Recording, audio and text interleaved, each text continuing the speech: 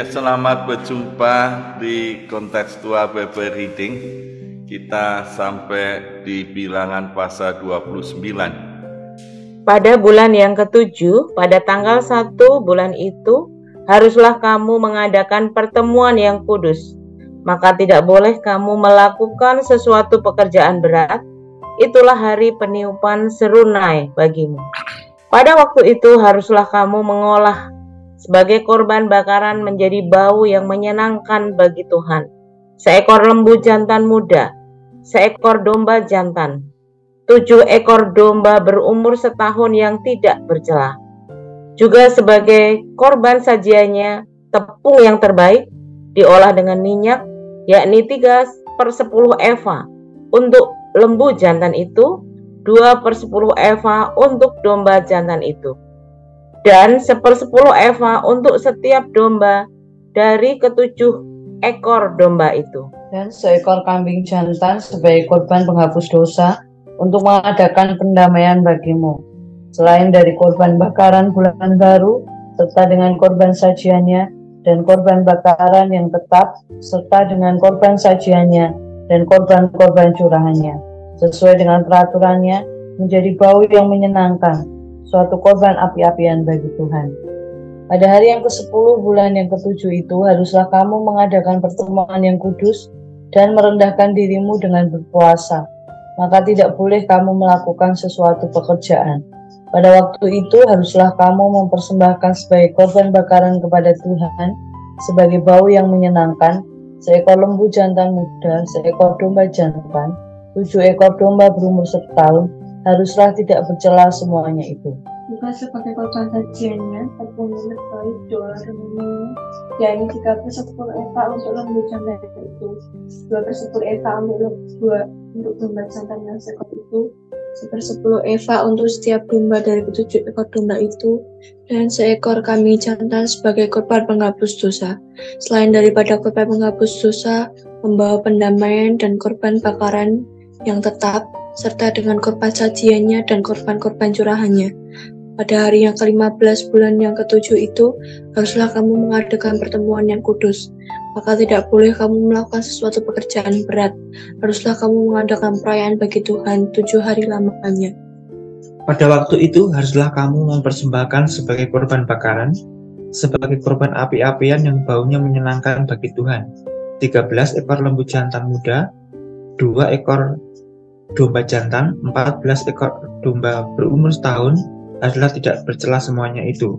Juga sebagai korban sajiannya, tepung yang terbaik diolah dengan minyak, yakni 3/10 eva untuk setiap lembu dari ke-13 ekor lembu jantan itu, 2/10 eva untuk setiap domba dari 2 ekor domba jantan itu, dan 1/10 eva untuk setiap domba dari ke-14 ekor domba itu, dan seekor kambing jantan sebagai korban penghapus dosa, selain dari korban bakaran yang tetap, dengan korban sajiannya dan korban curahannya.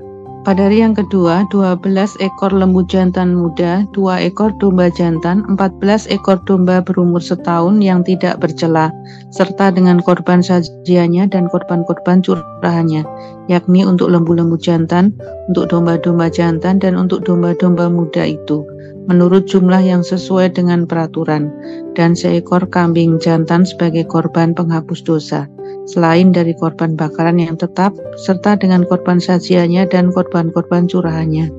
Pada hari yang ketiga, 11 ekor lembu jantan, 2 ekor domba jantan, 14 ekor domba berumur setahun yang tidak bercela, serta dengan korban sajiannya dan korban-korban curahannya, yakni untuk lembu-lembu jantan, untuk domba-domba jantan, dan untuk domba-domba muda itu, menurut jumlah yang sesuai dengan peraturan. Dan seekor kambing jantan sebagai korban penghapus dosa, selain dari korban bakaran yang tetap, serta dengan korban sajiannya dan korban curahannya. Pada hari yang keempat, 10 ekor lembu jantan, 2 ekor domba jantan, 14 ekor domba berumur setahun yang tidak bercela, serta dengan korban sajiannya dan korban-korban curahannya, yakni untuk lembu-lembu jantan, untuk domba-domba jantan, dan untuk domba-domba muda itu, menurut jumlah yang sesuai dengan peraturan. dan seekor kambing jantan sebagai korban penghapus dosa, selain dari korban bakaran yang tetap dengan korban sajiannya dan korban curahannya. Pada hari yang kelima, 9 ekor lembu jantan, 2 ekor domba jantan, 14 ekor domba berumur setahun yang tidak bercelah, serta dengan korban sajiannya dan korban-korban curahannya, yakni untuk lembu-lembu jantan, untuk domba-domba jantan, dan untuk domba-domba muda itu menurut jumlah yang sesuai dengan peraturan, dan seekor kambing jantan sebagai korban penghapus dosa, selain dari korban bakaran yang tetap, serta dengan korban sajiannya dan korban curahannya. Pada hari yang ke-6, 8 ekor lembu jantan, 2 ekor domba jantan, 14 ekor domba berumur setahun yang tidak bercelah, serta dengan korban sajiannya dan korban-korban curahannya, yakni lembu jantan. Untuk domba-domba jantan dan untuk domba-domba muda itu menurut jumlah yang sesuai dengan peraturan, dan seekor kambing jantan sebagai korban penghapus dosa, selain dari korban bakaran yang tetap dengan korban sajiannya dan korban-korban curahannya. Pada hari yang ke-7, 7 ekor lembu jantan, 2 ekor domba jantan, 14 ekor domba berumur setahun yang tidak bercelah, serta dengan korban sajiannya dan korban curahannya, yakni untuk lembu-lembu jantan, untuk domba-domba jantan, dan untuk domba-domba muda itu, menurut jumlah yang sesuai dengan peraturannya. Dan seekor kambing jantan sebagai korban penghapus dosa, selain dari korban bakaran yang tetap dengan korban sajiannya dan korban curahannya. Pada hari yang ke-8 haruslah kamu mengadakan perkumpulan raya, maka tidak boleh kamu melakukan sesuatu pekerjaan berat.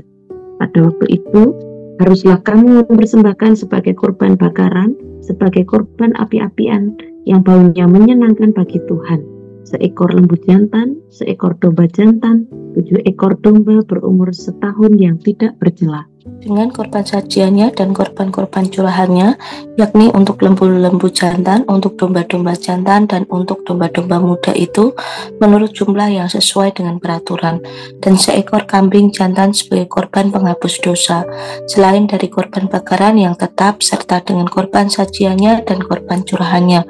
Itulah semuanya yang harus kamu olah bagi Tuhan pada hari-hari rayamu sebagai korban-korban bakaranmu, korban-korban sajianmu, korban-korban curahanmu, dan korban-korban keselamatanmu, selain dari korban-korban nazarmu dan korban-korban sukarelamu.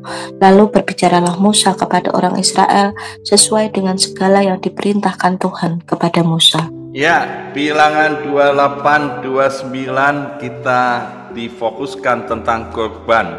Ada korban pagi, korban petang, korban sabat, korban bulan baru, dan korban pada hari-hari raya. Kita melihat bahwa inti di dalam surat kitab Bilangan ini banyak yang memberontak kepada Allah. Umat Tuhan Israel memberontak pada Allah dan memberontak pada Musa sebagai pemimpin umat. Orang-orang Israel bersungut-sungut setiap kali menghadapi tantangan dan memberontak Allah sampai lebih dari 10 kali. Maka Allah berjanji, berfirman, mereka yang memberontak lebih dari 10 kali ini tidak akan masuk ke tanah perjanjian, tanah Kanaan. Maka di pasal 25 ini Israel menyembah Baal Peor dan banyak korban karena diberi tulah oleh Allah sampai 24.000 orang Israel mati.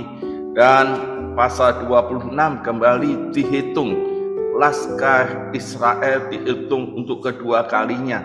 Perhitungan ini menunjukkan bahwa mereka yang di atas umur 20 tahun itulah orang-orang muda yang baru, dan yang lama itu sudah habis di padang belantara dan mereka tidak akan masuk dan mati padang belantara. Hanya Kaleb dan Yosua yang bisa masuk. Di pasal 26 mulai dihitung kembali. Ini ada pembaharuan pasukan yang ada di Israel, dan mereka yang sudah dihitung kembali pasukannya. Dan di pasal 27 ada hak waris bagi anak-anak perempuan, maka kembali Allah memberi perintah menata ulang untuk relasi dengan umat Israel, yaitu dengan korban-korban yang sudah diberikan di kitab Imamat. Ya, kita melihat di pasal 29 ini ada perayaan pada bulan yang ke-7. Di pasal 29 ini ada 3 perayaan, yaitu yang pertama itu Serunai, perayaan Serunai, dan di ayat 1 sampai ke 6. Yang kedua ini pada hari yang ke-10 ini ada perayaan pendamaian, ya, perayaan pendamaian pada hari yang ke-10, dan pada hari yang ke-15 ada hari raya Pondok Daud. Ini hari raya Pondok Daud dilaksanakan selama 7 hari. Ini yang ada di perayaan-perayaan pada bulan yang ke-7.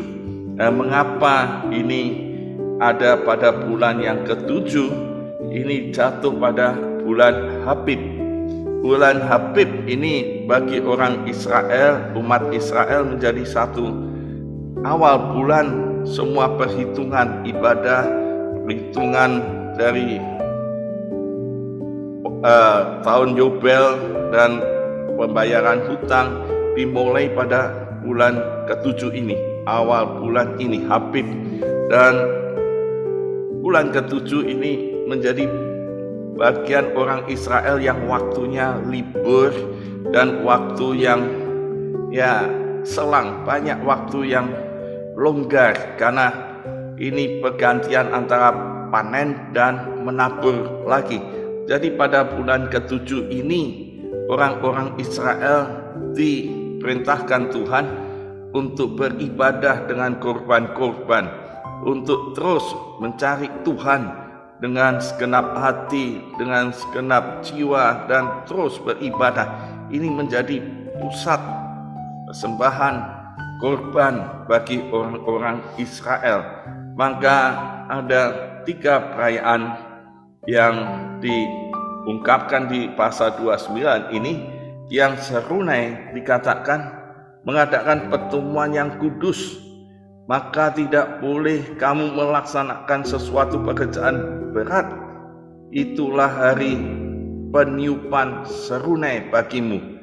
Dan ini mempersembahkan, ini sebagai persiapan 2 hari besar berikutnya, yaitu pendamaian dan hari Pondok Daud. Ini hari raya Pondok Daud, ini yang perlu diadakan bagi orang Israel. Nah, kita melihat bahwa yang dilakukan di Serunai ini untuk menyenangkan Tuhan.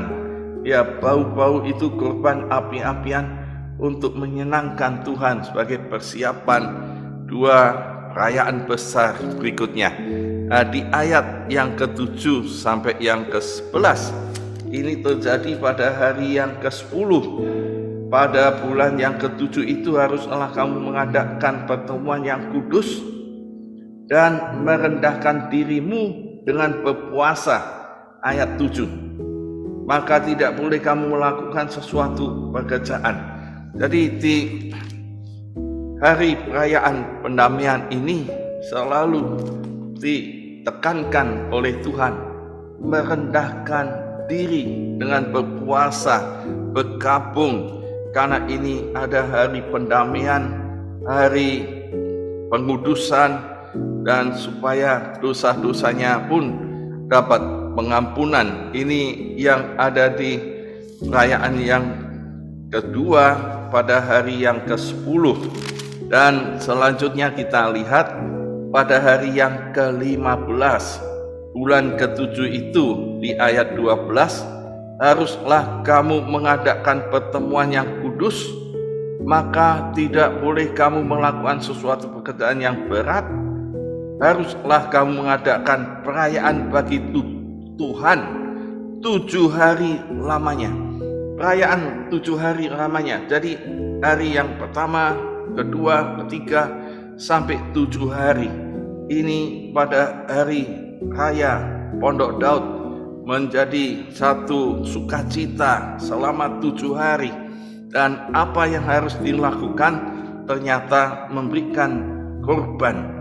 Sukacita ditandai dengan memberikan korban-korban. Korban hari yang pertama, hari yang kedua, dan seterusnya.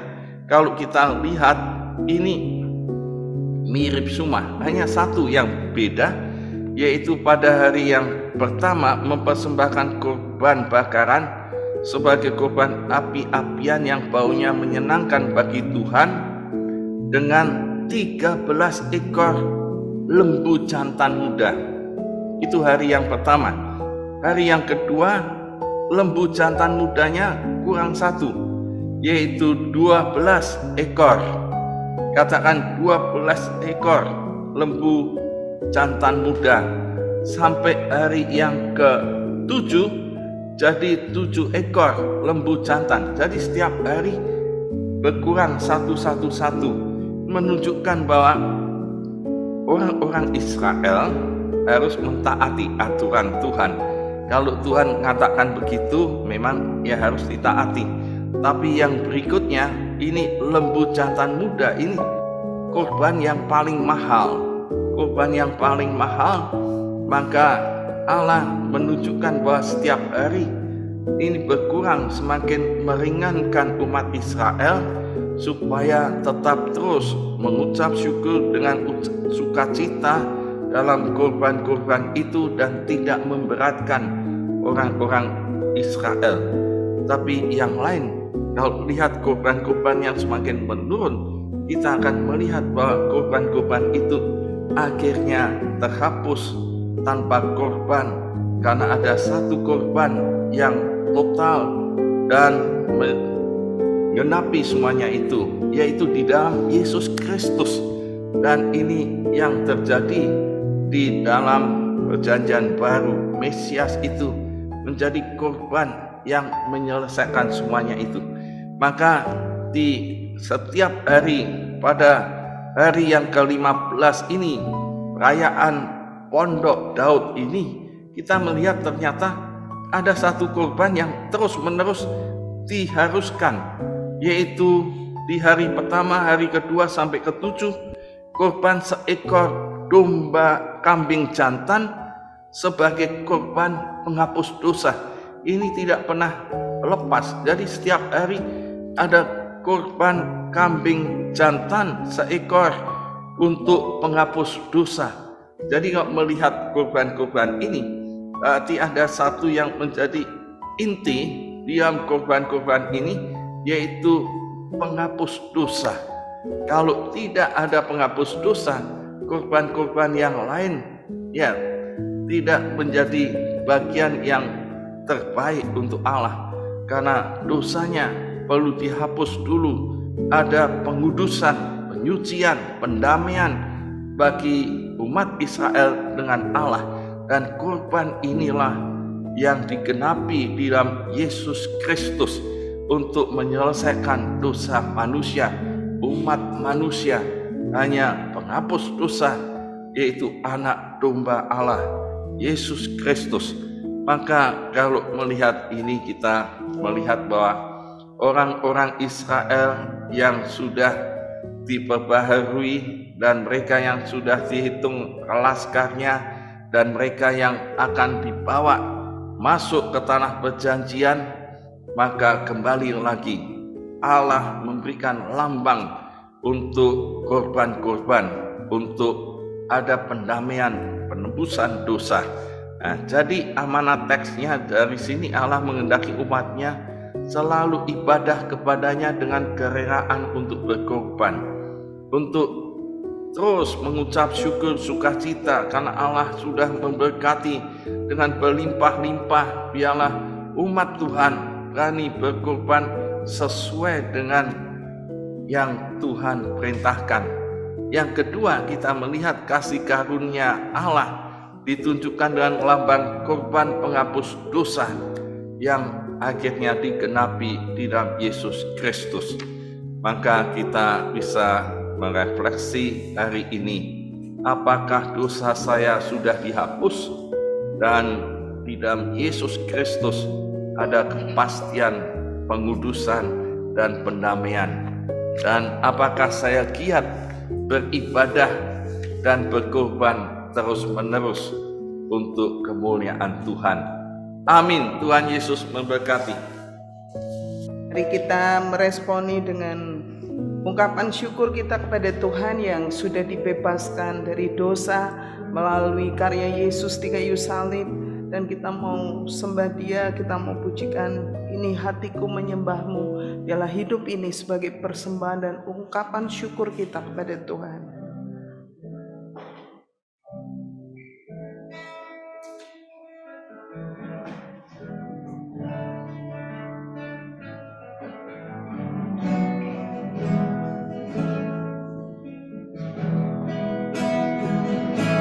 Ini hatiku menyembahmu, tulus dan kagum padamu Yesus. Ini hatiku tak sempurna, perlu campur tanganmu dalam hidupku. Katakan, ini hatiku ya Tuhan. Ini hatiku menyembahmu, tulus dan kagum padamu Yesus. Ini hatiku tak sempurna, perlu campur tanganmu dalam hidupku. Katakan, hatiku ya Tuhan. Hatiku mengasihimu, hatiku mengasihimu, hatiku ingin mengenalmu, ingin mengertimu. Tuhan, kau lihat isi hatiku. Hatiku mengasihimu ya Tuhan. Hatiku mengasihimu, hatiku mengasihimu, hatiku ingin mengenalmu, ingin mengertimu. Tuhan, kau lihat isi hatiku. Tuhan, kau lihat. Tuhan, kau lihat isi hatiku. Tuhan, kau lihat. Tuhan, kau lihat isi hatiku.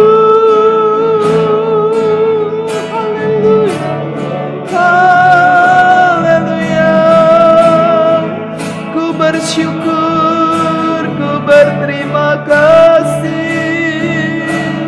Karyamu indah dalam kami, kasih karuniamu limpah atas kami. Kami bersyukur, dosa kami diselamatkan, dosa kami dihapus oleh darah-Mu Yesus Tuhan. Ku bersyukur. Haleluya, haleluya, haleluya. Terima kasih Tuhan, terima kasih. Haleluya. Mari kita bersama-sama meresponi kebaikan anugerah Tuhan di dalam Yesus Kristus yang sudah mengampuni, menghapus dosa kita dan pelanggaran kita. Dan kita terus mau hidup ini untuk persembahan bagi Tuhan, untuk terus setia beribadah, setia berdoa, setia baca firman. Mari kita bersama berdoa.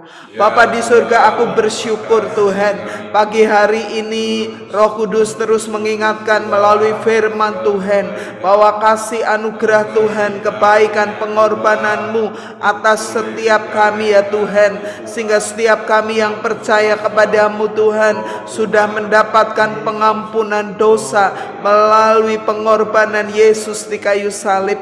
Kami mengucap syukur kepada-Mu ya Tuhan, dan biarlah setiap kami ya Tuhan berkomitmen untuk terus beribadah kepada Tuhan, setia kepada Tuhan, taat kepada firman Tuhan, dan terus menghidupi panggilan sebagai anak-anak Allah dengan setia Tuhan. Terima kasih ya Tuhan, Kau berkati setiap kami. Terima kasih. Di dalam nama Tuhan Yesus kami berdoa, kami mengucap syukur.